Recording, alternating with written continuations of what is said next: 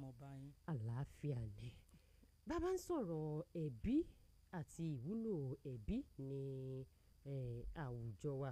Ká bẹ̀rẹ̀ níbi pẹlẹbẹ tí Yorùbá sọ pé wọ́n ti ń mú ọ̀lẹ jẹ. Ǹjẹ́ kí ni pàtàkì ìdúróṣinṣin ẹbí láàárín àwùjọ? Okay. Pàtàkì ìdúróṣinṣin ẹbí ni láti tọ́ àwọn ọmọ tó máa jẹ́ ti Ọlọ́run. Mo ní ẹsẹ̀ bíbélì fún ọ̀rọ̀ tí mo sọ yìí. Málákì orí 2 ẹsẹ̀ 15. Ó sọ pé ṣebí ara kan náà àti ẹ̀jẹ̀ kan náà ni Ọlọ́run ṣe ìwọ pẹ̀lú rẹ̀. Kí ló dé tí Ọlọ́run fi ṣe bẹ́ẹ̀? Ìdí rẹ̀ ni pé Ọlọ́run fẹ́ irú ọmọ tí yóò jẹ́ tirẹ̀. The English version of that says, "But did he not make them one, having a remnant of the Spirit? And why one? He seeks godly children." So ìdí pàtàkì tí Ọlọ́run fi jẹ́ kí ìgbéyàwó ó wà, kí ẹbí ó wà, ni pé ká tọ́ àwọn ọmọ tó máa jẹ́ tirẹ̀. And mo máa ń sọ kíní lọ́pọ̀lọpọ̀ ìgbà. Mo máa ń sọ pé education is not the best legacy, godliness is. Ọ̀pọ̀lọpọ̀ àwọn òbí wọ́n believe pé tá bá ti fi ọmọ sílé ìwé tó dára pé ohun táwọn nílò láti ṣe láti jẹ́ òbí ó ti tán. Ṣùgbọ́n mo fẹ́ kí ẹ mọ̀ pé níní Ọlọ́run, mímọ̀ Ọlọ́run, rírìn ní ìlànà Ọlọ́run ó ju ilé ìwé tẹ́ bá fi ọmọ sí lọ. Títọ́ ọmọ ní ọ̀nà tó máa mú ògo Ọlọ́run yọ. And ká máa gbé ìgbé ayé wa lọ́nà tó jẹ́ pé ó máa fi ìtọ́nà hàn fún àwọn ọmọ wa. Torí ọ̀pọ̀lọpọ̀ àwọn ọmọ ayé òde òní wọ́n máa kọ́ ẹ̀kọ́ lára wa nípa ohun tá a bá ń ṣe gẹ́gẹ́ bí òbí ju ohun tá a bá sọ pẹ̀lú ẹnu wípé kán ṣe. Ó dàbí ọ̀rọ̀ ìwà ọmọlúàbí lẹ̀ ń sọ. Bẹ́ẹ̀ ni ìwà ọmọlúàbí, ìwà ìrẹ̀lẹ̀, ìwà tó bójúmu. Ó máa yà yín lẹ́nu pé ọ̀pọ̀lọpọ̀ ìwà àlùfàǹṣá, ìwà tí ò dára tí àwọn ọmọ ń wù nínú society lénìí nítorí ohun tó ń rí tí àwọn òbí ń ṣe, òun náà ń ṣe. So ìwọ gẹ́gẹ́ bí òbí tó bá ń ṣe ohun tí ò tọ́ ṣùgbọ́n tó wá ń fi ẹnu sọ fọ́mọ pé ohun tí wàá ṣe ni, ohun tí wàá ṣe ni, ṣùgbọ́n ìwà tiẹ̀ gan kò lọ ní ìlànà yẹn. Your child is likely going to do what you do than what you verbally tell them to do. So lórí ohun tá à ń celebrate. Ẹṣin iwájú ni tẹ̀yìn wò sáré. Bẹ́ẹ̀ ni. So lórí ohun tá à ń sọ lónìí lórí International Family Day, right? Mo fẹ́ kí ẹ mọ̀ pé Ọlọ́run ń wò wá. Gbogbo ọmọ tó Ọlọ́run sì fún wa, àwa kọ́ la ní wọn. Ọlọ́run ló ní wọn. Tó bá dẹ̀ di ọjọ́ ìkẹyìn, a máa jẹ́jọ́ lórí gbogbo ọmọ tí Ọlọ́run fún wa.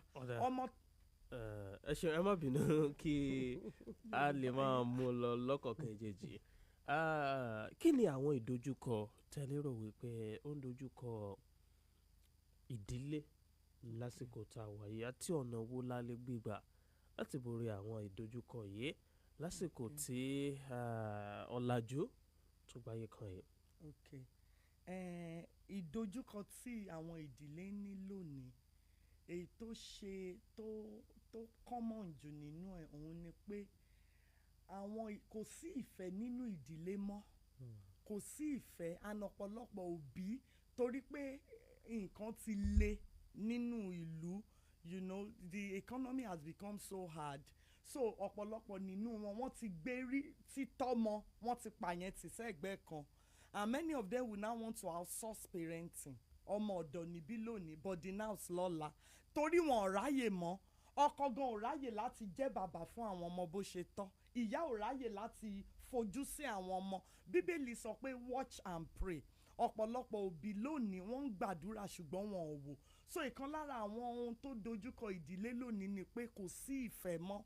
Àti pé ìkejì ni pé lílé owó ó ti ṣe pàtàkì lọ́kàn àwọn àgbàlagbà ju títọ́ ọmọ wọn lọ. Ṣùgbọ́n ẹ mọ̀ bọ́rọ̀ yín bọ̀. Mo fẹ́ mọ̀ nígbà tẹ́ ní lílé owó àsìkò tá a wà yìí àsìkò tó gbẹ̀gẹ́ ni. Bẹ́ẹ̀ni. Bẹ́ẹ̀ yóò bá rí owó tọ́ ọmọ wàhálà ni. Ọ̀nà wọn á lè gbé ìgbà láti rí i dájú wípé méjèèjì dúró láàyè tó yẹ kó wà, kò fi síbì kan ju bì kan lọ. Okay, there should be a balance. Ẹ bá mi sọ yẹn Yorùbá.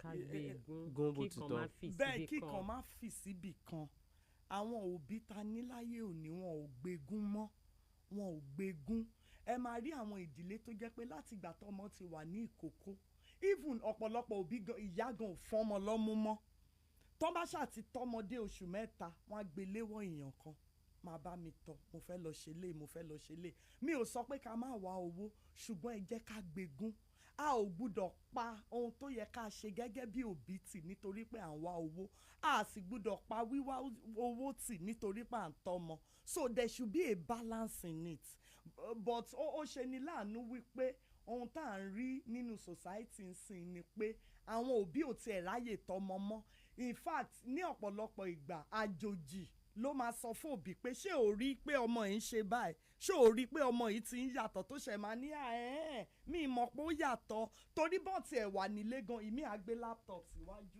iṣẹ́ ibi iṣẹ́ ló máa ṣe ló máa kọjú mọ́ kò rí ọmọ ẹ̀ rírí ọmọ ó jìn ju bá ṣe rí lọ observing your child is deeper than just looking. Do you understand? And kò sí ìfẹ́ mọ́ ọ̀pọ̀lọpọ̀ ilé ìsìn àrí what's domestic violence in Yorùbá? ìwà àìtọ́ láàrin ilé. Ìwà àìtọ́ láàrin ilé ìjà ojoojúmọ́ mo máa ń sọ fún àwọn òbí ìgbà mìíràn ó tọ̀nà kó o kúrò ju kó o dúró lọ. It is better to live than to stay for the children.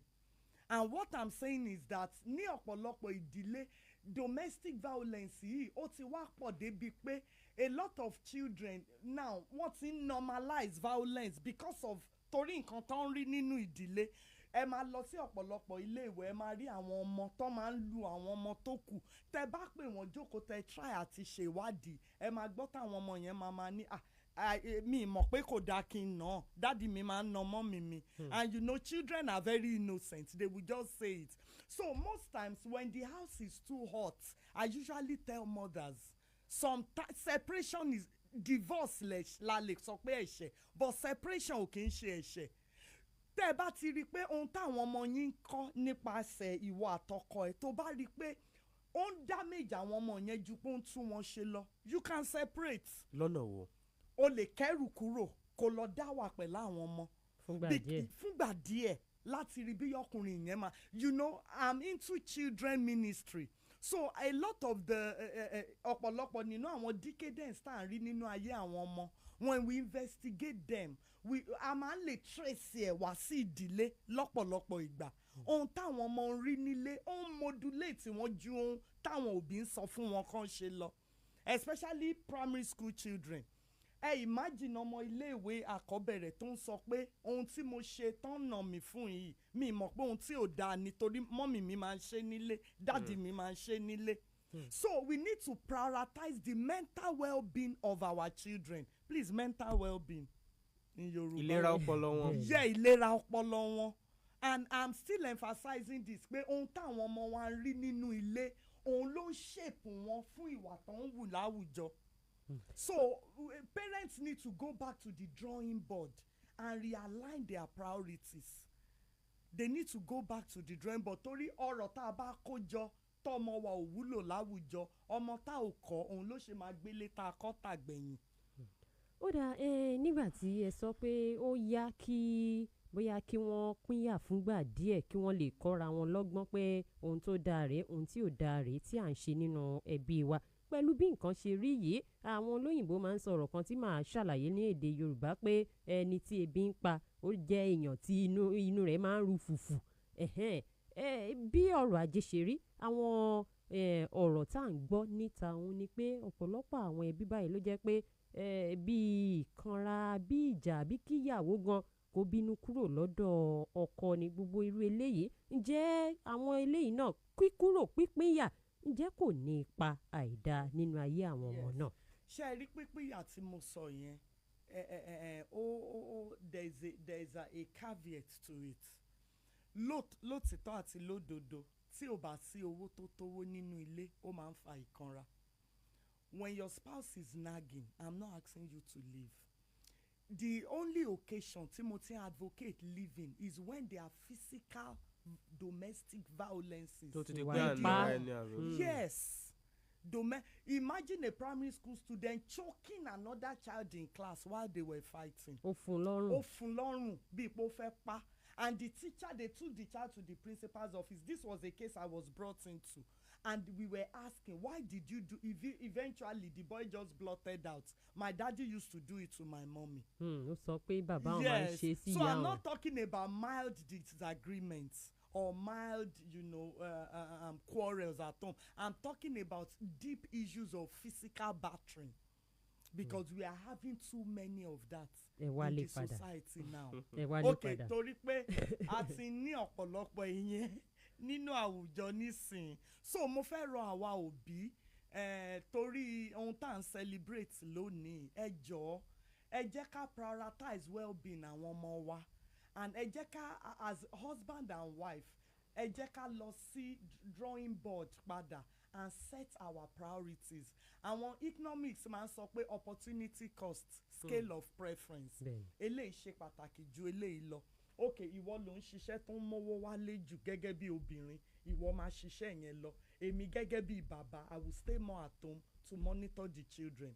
Àwọn nǹkan tí n bá lè ṣe online láti mówó wá, if that man is tech savvy, he can be doing it. Tí ọkọ àti ìyàwó bá ṣera wọn lóṣooṣù ọwọ̀, there is no big deal tó bá jẹ́ pé ìyàwó gan ló ń pa owó wálé jù. Tí ò ní padà di wàhálà lọ́jọ́ wájú. Kò lè padà di wàhálà níbi tí tóbìnrin ìfẹ́ bá ó pè wà. mí ni mò ń bọ̀. No, rárá kò lè ṣẹlẹ̀. Ìdí tí ò ṣe lè ṣẹlẹ̀ ni pé ṣé ẹ rí ọ̀pọ̀lọpọ̀ àwọn nǹkan yìí ọ̀dọ̀ ọkùnrin ló ti máa ń wá. Every woman can be a fool for the man she loves. Ẹja gbọ́. Obìnrin ni mí, kò sóbìnrin tí ò lè ya ọ̀dẹ̀ fún ọkùnrin tó bá fẹ́ràn. Bíbélì tó sọ pé ọkọ fẹ́ràn ìyàwó ẹ̀, ìyàwó tẹríba fún ọkọ. Tọ́kọ bá fẹ́ràn ìyàwó máa tẹríba. Tí tẹríba ìyàwó ní ṣe pẹ̀lú occupying your office as a helpmate. Olùrànlọ́wọ́ mo jẹ́ fọ́kọ mi. A woman working and earning. Okay, for example, I work with the Presidency Code of Conduct Bureau. By the grace of God, next year I will be on level 15. Presidency. Ó tún dára ju federal lọ. You understand this high class job. Now let's imagine that my husband is a teacher, Ondo State teacher, teaching secondary school. And now we have children that our realities won't necessitate a parent that will be on ground. Who do you think should leave the job? Where in a home where there's love. Ẹni tí yóò fi ṣẹlẹ̀ nínú ìyàwó tó ń ṣiṣẹ́ pẹ̀lú ilé iṣẹ́ ààrẹ. Bẹ́ẹ̀ni ní ìyàwó tó ń gba about 400,000 lóṣù àtọkọ tó ń gba bí 100,000. Ibi tí ìfẹ́ bá wà ọkọ lè fi ṣẹlẹ̀ pé ẹ jẹ́ kémi wà nílé kí n fojú sọ́mọ. While being at home, ó lè tún máa wá àwọn nǹkan kan ṣe online. A lot of things online sìn ló ń jáwó. But because of egoism, because of all this narcissism, we see a lot of men that will say tó máa sọ pé ìwọ fi ṣẹlẹ̀ lọ fojú sọmọ èmi á máa fararọ. Ibi tó ti ń fararọ tẹ̀mí ẹ̀ ò bá gbé mọ́ tí bùkátà ò ká owó tó ń gbà, ibẹ̀ ni lúlù ti máa bẹ̀rẹ̀, èpè máa bẹ̀rẹ̀, oríṣiríṣi nǹkan máa bẹ̀rẹ̀. So a lot of these things, parents wọ́n nílò láti go back to the drawing board to set their priorities and to be sure that they are actually one. Because there is a way a couple can be married that they are just flatmates. They are just cohabitants in the house. Jẹ́ ọ̀kan. Bẹ́ẹ̀ ni wọ́n gbọ́dọ̀ tó bá jẹ́ ọ̀kan, even Bíbélì sọ pé ó ní one will chase 1,000, two will put 10,000 to flight. When you are actually united, you can overcome any challenge. Ìṣọ̀kan ni ohun tí ẹ̀ ń sọ̀rọ̀ nípa rẹ̀ báyìí. Bẹ́ẹ̀ ni ìṣọ̀kan ìfẹ́ nínú ilé. Ọ̀dà àlejò wa ká tó tẹ̀síwájú ẹja dókè lọ́hùn-ún ká lọ polówó ọjà ń padà bọ̀. You sabi do this hairstyle or not? Hello, madam. No, they use me watch film now. Customer, no vex. I dey learn the style for YouTube like this. You get data to the press phone like that? Na data from MTN Oyato I dey use like this so. For just 400 naira when I load, they sama me 7 minutes of calls and 600 MB data. You be different kind hairdresser. Upgrade your hustle with Oyato from MTN. You fit even get 15 minutes of calls with 2 gig on top for 800 naira. Dial *312*14# to join. Oyato. Yes, so this is Jolly Johnny on the streets. How well do you know Maggi chicken flavor? Oh yeah, spell celery. S-E-L-A-R-I-E. Celery. Bros, you want turn to salary? Okay, spell turmeric. Turmeric. Yes, so. Turmeric. Correct! One carton of Maggi chicken flavor for you. Maggie chicken flavor with onions, celery, and turmeric. My game changer. Daddy, where are you? The program is about to start. We're waiting for you. My daughter, I'm sorry to disappoint you. I won't be able to attend the graduation party. I'm having headache with joint pains. I'm feeling feverish too. Test result has confirmed it's malaria. I'm down. Don't let malaria hold you down. Free yourself with Luta. Luta is effective for the treatment of malaria. Here is a pack of Luta. Wow, I'm okay now. Thanks, Luta. Luta, brand of Artemata and Lumefantrine, is another quality product from Hovid, marketed by Pharmatex Nigeria Limited. If symptoms persist after 3 days, see your doctor. Everybody say thanks, Luta. Malaria's in big trouble.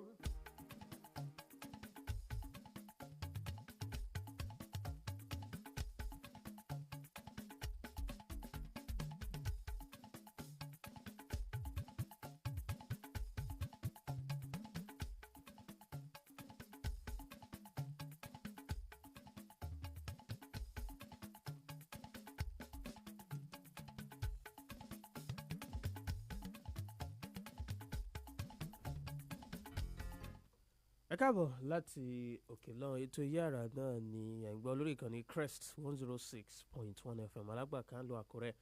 À ń sọ̀rọ̀ nípa ọjọ́ tí àgbáyé yà sọ́tọ̀ lórí ọ̀rọ̀ ìdílé ní ohun tí a ti ń pé ẹ̀ wò. Láàárọ̀ ìyá sì mọ̀ mójútó ọ̀rọ̀ tó ní ṣe pẹ̀lú jíjẹ́ ọkùnrin àti jíjẹ́ obìnrin pàápàá jùlọ àwọn kéékèèké nílé. Àlejò wa ẹ jẹ́ n béèrè báyìí gbogbo lọmọ lóòótọ́ àtọkùnrin àtobìnrin ọmọ ni gbogbo wọn jẹ́ ṣùgbọ́n irú ẹ̀kọ́ wo ló yẹ kí a fún àwọn ọmọkùnrin irú ẹ̀kọ́ wo ló yẹ ká fún àwọn ọmọbìnrin àbí ṣé bákan náà ló ti yẹ kí òbí tọ́ wọn. Láti tọ́ ọmọ ọkùnrin àti láti tọ́ ọmọ obìnrin we should set a very high standard fún àwọn méjèèjì.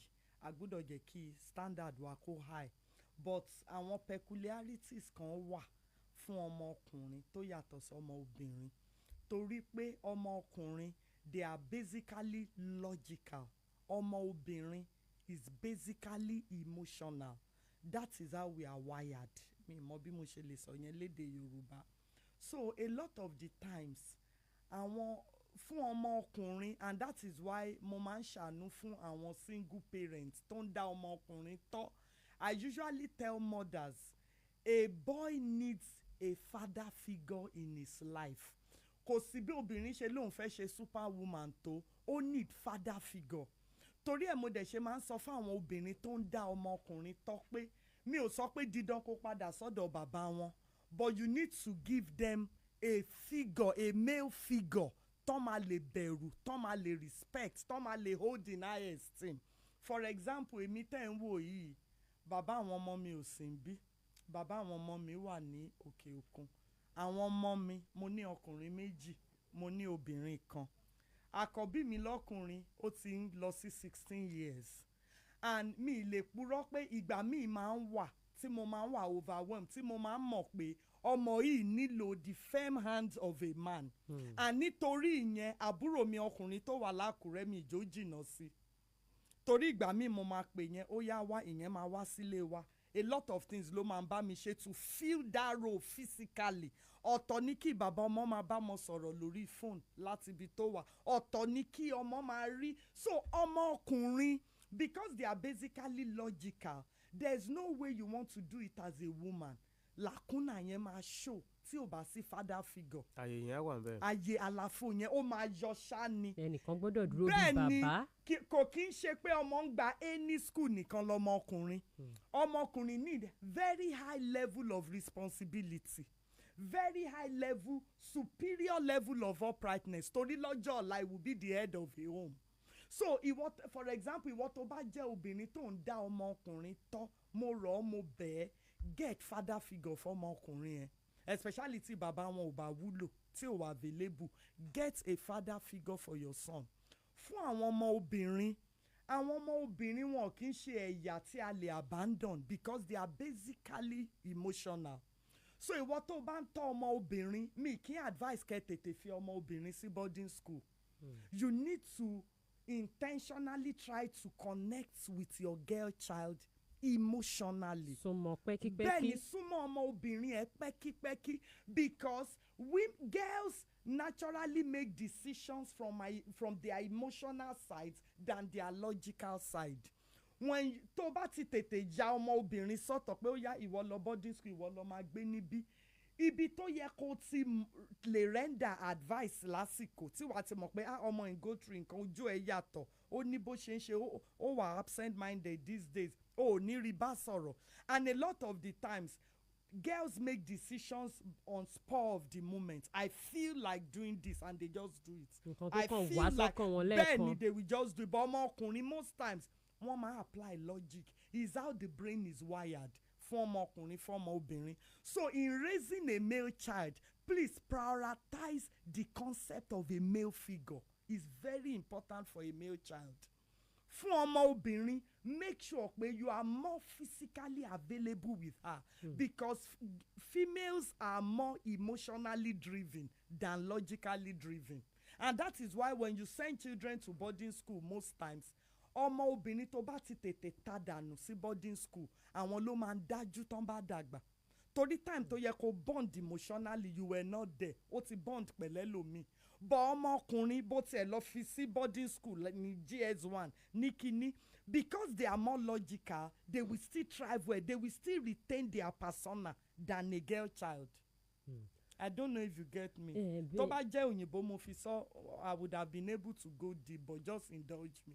Ó dà ó yé wa díẹ̀ náà gẹ́gẹ́ bí ẹ ṣe ṣe àlàyé nígbà tí ẹ sọ pé ọmọ obìnrin wọ́n nílò kí ìyá pàápàá kó súnmọ́ wọn dáadáa pẹ́kípẹ́kí kí wọ́n lè jọ mọ ìwà ara wọn nítorí pé wọ́n tètè máa bí nǹkan bá ṣe wá sọ́kàn wọn ni wọ́n kàn máa ń ṣe wọn kì í rò ó lẹ́ẹ̀mejì yàtọ̀ sí ti ọmọkùnrin irú òbí ìyá tó wá jẹ́ pé òun nìkan ló ń dá tọ́ ọmọ tó sì nílò àti ṣe iṣẹ́ bóyá kì í ṣe bíi ti ẹni tó jẹ́ pé bàbá ó wúlò ó ń ṣiṣẹ́ bó ṣe yẹ ó sì ń fowó ránṣẹ́ ó lè jẹ́ pé bàbá ò tiẹ̀ ṣetán láti ṣiṣẹ́ láti ṣe fún àwọn ọmọ yìí rárá ni ìyá sì nílò láti làkàkà kó lè rí owó ǹjẹ́ bó ni irú ìyá bẹ́ẹ̀ ṣe lè ṣe tí ò ní fi jìnnà jù sí ọmọ tá a sì máa ṣe iṣẹ́ torí ọ̀pọ̀lọpọ̀ iṣẹ́ láyé òde òní kò fúnyàn láàyè láti ṣe súnmọ́ ọmọ tó bẹ́ẹ̀ jù bẹ́ẹ̀. lórí yẹn there is what I call quality time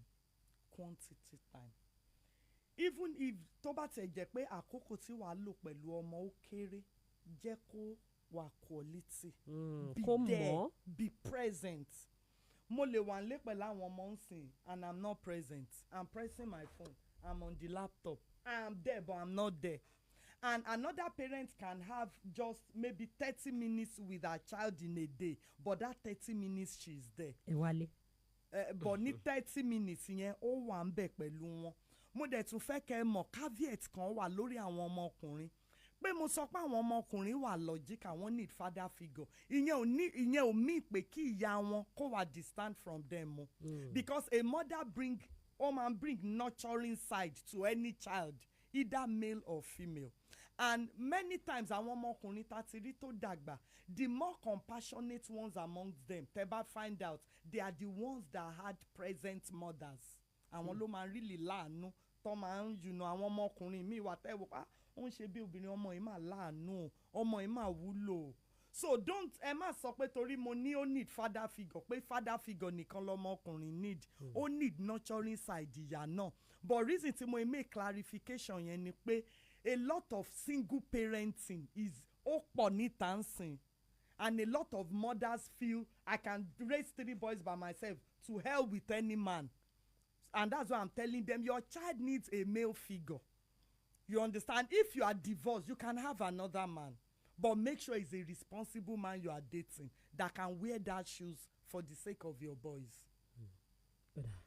ojú wo ni ẹ fi wo ọ̀rọ̀ kí wọ́n pé àwọn iṣẹ́ kan wà tọmọkùnrin lè ṣe nínú ilé àwọn iṣẹ́ kan wà tọmọbìnrin lè ṣe nínú ilé ojú ò ní ẹ fi wo ilé àbí ṣé bákan náà ní ká lójú fi tọ́ tèmi wọn. kò sí yàtọ̀ ní pé iṣẹ́ kan lobìnrin ṣe iṣẹ́ kan lọkùnrin ṣe.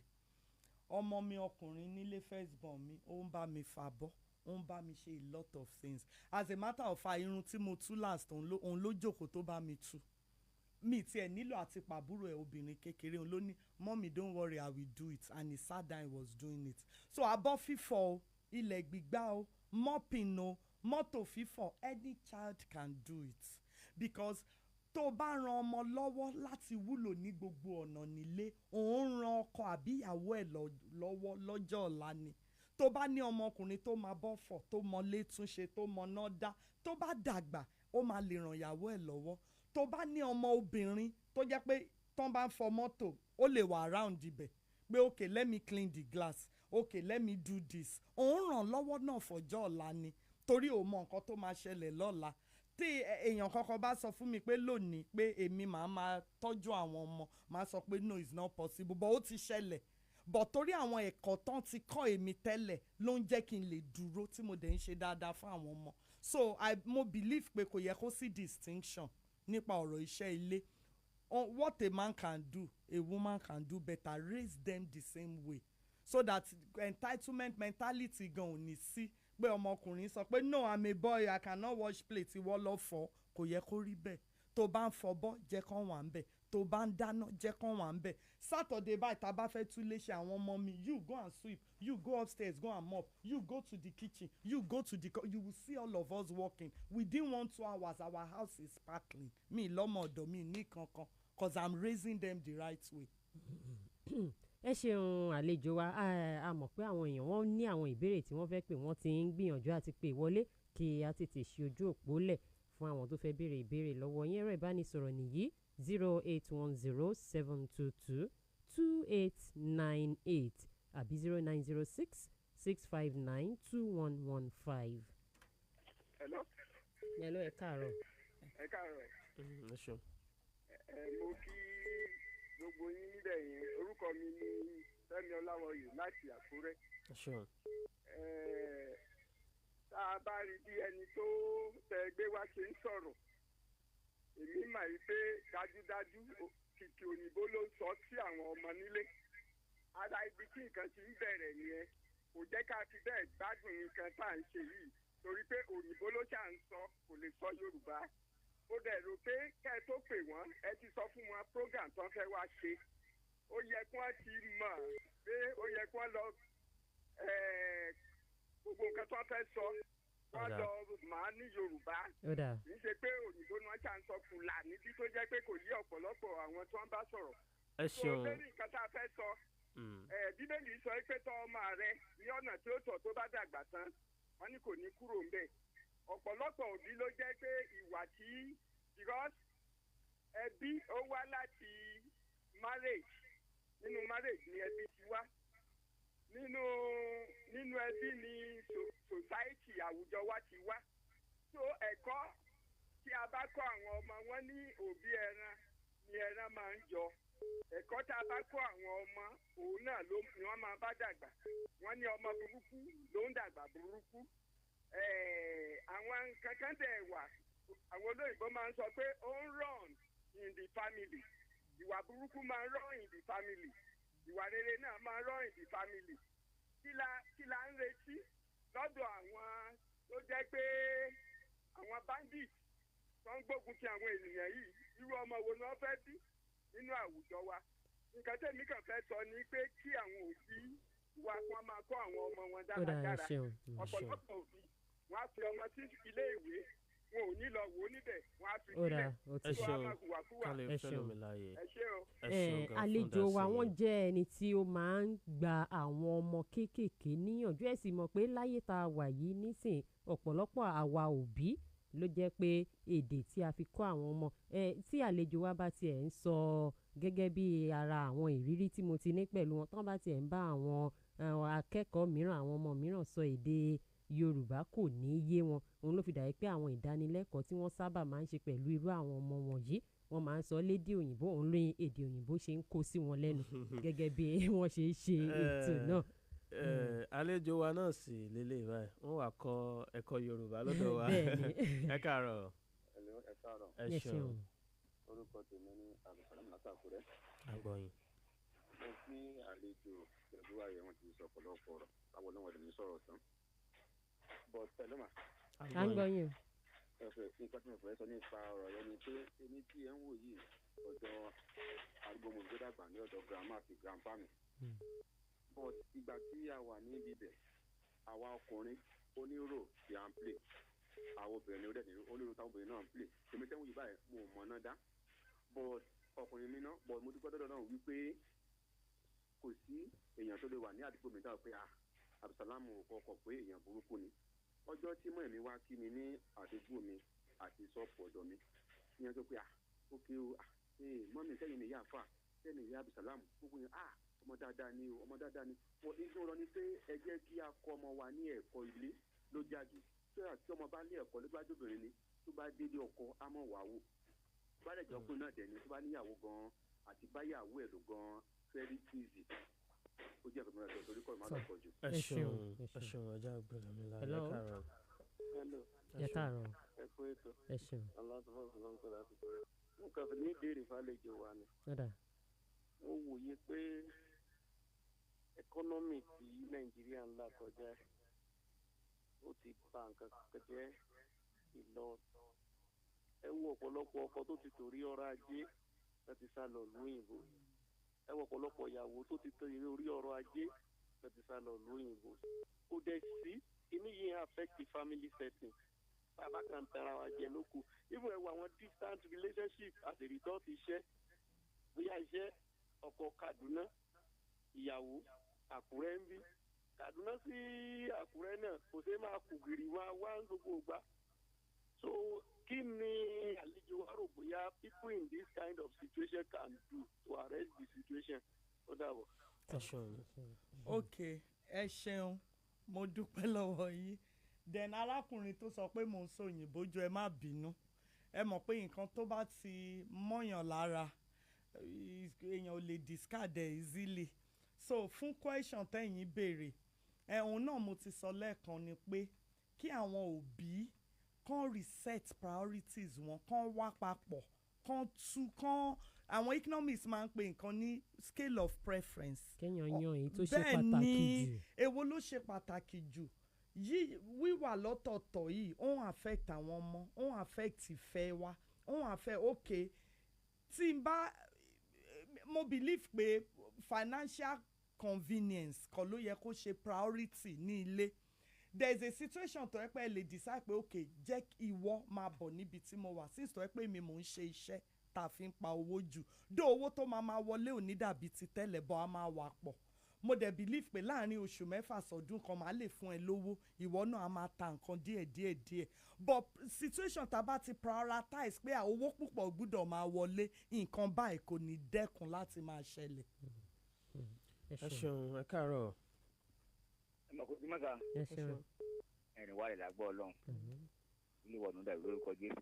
mo kí ìyá wa náà inú wa dùn sọ̀pọ̀lọpọ̀ ọ̀rọ̀ gbígbẹ́ lókè láfíríkà gbò lábẹ́ ẹ̀gà náà àkọ́kọ́ náà máa bẹ àwọn lápaláyà wọ́n jọ̀wọ́ ká gbé pẹ̀lú ayọ̀ àtàlàfíà tábánikà wò lóòótọ́ ọwọ́ tí ó fi mú ọkùnrin ó lè ju tòbìnrin lọ o tí ò bá sí wọn papọ̀ mọ́ orí bẹ̀ ládùúgbò wa dáadáa rí ṣe pé ọkọ yẹn ò sì lé tó bẹ̀ ṣùgbọ́n ọkùnrin yẹn bí pé kò sí tí òun lè ṣe tí yàrá ṣe délé òun fẹ́ dáhùn mo tó bá pe obìnrin sì lè dáhùn mo fẹ́ bèèrè lọ́wọ́ ìyá wa pé bí ọkùnrin àti ọkọ tí ò wá sílé papọ̀ ṣé irú ọmọ ọkùnrin yẹn tí wọ́n lè lọ mú ti àbúrò ọkọ àbí ẹ̀gbọ́n ọkọ tí àwọ̀ ìyá ọba á ká síbi ìrìn nìyẹn ọmọ kò lóko Jésù wọn lákòókò wà mọ́ṣẹ́.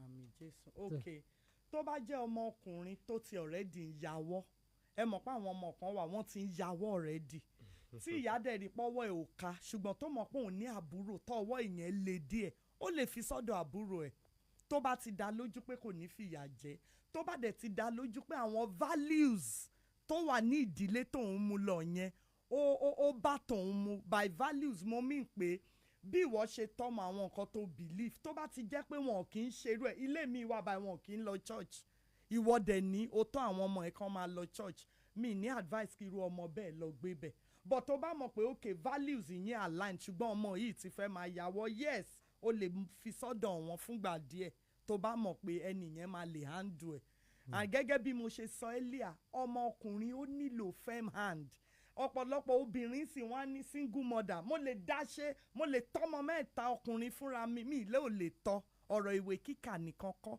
ọmọkùnrin nílò father figure. bàbá nínú ayé ẹ̀. bẹ́ẹ̀ ni ó ṣe pàtàkì fọmọkùnrin. ẹ káàárọ̀. ẹ káàárọ̀ ma ẹ káàárọ̀ sà. ẹ ṣeun. orúkọ mi David láti Ọ̀rẹ́. Ìbéèrè tí mo fẹ́ béèrè lọ́wọ́ ìyá ni pé ìjẹ́ sí àwọn tí wọ́n jalè àwọn tí wọ́n pààyàn ní Nàìjíríà lè nìyí ìjẹ́ sí òbí ni wọ́n tọ́ wọn sí ọ̀nà ìpààyàn àti ọ̀nà olè jíjà ìbéèrè mi fẹ́ béèrè nìyà ó dàbọ̀. a lè sọ pé òbí ló tọ́ wọn sọ́nà olè jíjà ọ̀nà banditry ṣíṣe ìgbà míì environment tí ọmọ dàgbà sí agbègbè tí ọmọ dàgbà sí náà ó máa mold ó ti ọmọ orientation ọmọ many of those bandits a lot of them amobitan ti wá I don't want to mention any zone here and níbẹ̀ yẹn irú àwọn nǹkan tó ń ṣe yẹn is somehow is not so bad so most times kò kí ń ṣe òbí though ìgbà míì nonchalant attitude òbí ó lè release ọmọ yes ó lè release ọmọ láti wọrú nǹkan bẹ́ẹ̀ tó òbí ò bá firm tí ò bá ní boundaries but most times òbí kọ́ ni main influence tó ń jẹ́ kán ṣe banditry environment majorly ló máa ń fà yẹn àti ẹgbẹ́ kíkó. ẹ jẹ́ gbé ìpè ẹyọ kan sí kí a tún máa lọ ẹ káàárọ̀. ẹ káàárọ̀. ẹ ṣeun orúkọ yẹn. fún ètò orúkọ mi Akínyẹmí láti high school Àkúrẹ́. ṣe rí ọ̀rọ̀ tó wà nílẹ̀ ẹ̀bí mi ṣe rí sí òbí ní ó lẹ́jọ́ tiẹ̀ ìjọba náà lẹ́jọ́ tiẹ̀ ìdí ni wípé ohun tí a ń pè ní orílẹ̀-èdè fámìlì ló ti ń bẹ̀rẹ̀ ọmọ tí tọkọtìyàwó bá bí àwọn ló ń padà lọ sáwùjọ ẹ̀kọ́ tí wọ́n bá rí kọ́ látara òbí òun ni wọ́n á dà á lẹ̀ sáwùjọ nítorí kí n máa sọ nǹkan tí mo ń sọ yìí ni wípé nígbà tó ti rí bẹ́ẹ̀ ó yẹ kí ìjọba wa kán mú lọ́kùnkúndùn láti dá mínísítírì kan sílẹ̀ lórí ètò ọ̀rọ̀ ìgbéyàwó nítorí pé àwọn nǹkan tá a ní lónìí a kàn sọ pé lọ́kọláya ni ọ̀pọ̀lọpọ̀ lọ́kọláya tá à ń sọ yìí gangan ìdọ̀tí ni wọ́n kọ̀ ìra wọn lẹ́gbẹ̀ẹ́ gọ́tà wọ́n dẹ̀ bára wọn sùn wọ́n bẹ̀rẹ̀ sí ń pamọ́ ọjọ́ kí la wá expect kí wọ́n bí ni mo bí ọ̀rọ̀ mi yé. agbọ́yin ẹ ṣeun. òun ló ṣe pàtàkì kí ìjọba kí wọ́n mú lọ́kùnkúndùn láti gbé mínísítírì kan kalẹ̀ sílẹ̀ láti lè máa ṣe àbójútó ọ̀rọ̀ ìgbéyàwó kó ń ṣe gbogbo èèyàn lákọ́ ìgbéyàwó fún. torí àkókò wa ní agbèrè tó ń bára wọn ṣe ló yẹ kí ìjọba kí wọ́n máa mójútó dáadáa. ẹlẹ́kejì. ẹ ṣe pápá àpẹẹdà kan. ẹlẹ́kejì ni wípé èèyàn tẹ arábìnrin tẹ̀gbọ́n lónìí wọ́n sọ̀rọ̀ gan tó dẹ̀ jiná dáadáa nǹkan kan tí mo kọ̀ rí ní tó sọ ní wípé ńgbà tán ni pé tí tọkọtìyàwó bá ní iṣu tán ní àwọ̀ pé kán separate kán má divorce and all that kò sí yàtọ̀ ló separate àti divorce because wọ́n gbà tó má ti separate tán lọ sọ́tọ̀ wàhálà tún nígbà tí tọkọtìyàwó bá yọjú tán ìyọjọ́ ọ̀rọ̀ wọn ṣé ńgbà tán separate máa yanjú ẹ̀. ọ̀dà ẹ ṣeun gan-an a dúpẹ́ lọ́wọ́ yín àlejò wa ẹ ṣeun tí ẹ wá ẹ má bínú àìlọ́ àti lọ́tọ́ra aláwọn iṣẹ́ tí a fẹ́ jẹ́ ní ẹ̀yìn ètò ìgbọ̀nyẹn tí ẹ bá wa darapọ̀ mọ́ náà ẹ ṣeun gan-an àlejò wa ti àárọ̀ yìí tí wọ́n jẹ́ alábòjútó ọ̀rọ̀ àwọn ọmọdé àti ìdílé. bẹ́ẹ̀ni láti àjọ tí ó gbẹ́kẹ̀lé ìjọba Visionary of Raising the Bar NGO ọ̀mọ̀wé Táyé Lolú Ajílẹ̀yẹ tọ́pọ̀ èèyàn mọ̀ sí àǹtí Táyé àbí Dr. Táyé ẹ ṣeun tẹ̀wá sórí ètò yìí láàárọ̀ yìí o. títí ọ̀la tẹ̀wọ̀n pàdé àwọn kan wa lórí àkọ́tún ètò yìí lédè gẹ̀ẹ́sì Olúwatóbi Ọládipúpọ̀ lórúkọ mi tọ́pọ̀ èèyàn mọ̀ sí Superlight náà wà ò ní kú ó dàbọ̀. tọ́ ẹ ṣeun Fọlúkẹ́mi Àríyìbí lórúkọ mi ìyá Yorùbá yín ló ń kí yín wípé láyọ̀. afẹ́ yàtọ̀ sí afẹ́fẹ́ yẹ̀yẹ̀ Crest 106.1 FM nìkan.